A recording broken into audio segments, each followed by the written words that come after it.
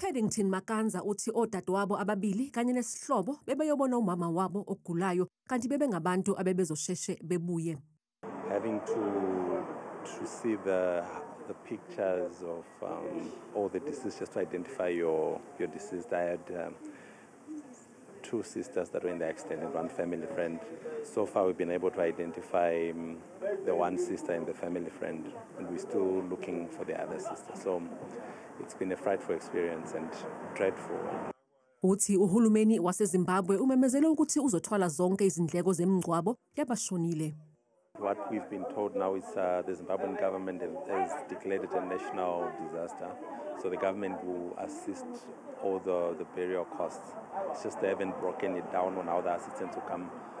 But for now, that's what we've been told. Eminye imindeni ithi ibisenamathemba ukuthi amalungu ayo azotholakala esaphila. When we were looking from hospital to hospital, we had so much hope. But seeing that pictures, it was more like facing reality of the situation. We are faced with death in our hands. It was devastating. Inkampani zabangcwabi eLimpopo zithi zikulungele ukulekelela imindeni eshonelwe zibambisene nehhovisi lenxusa laseZimbabwe.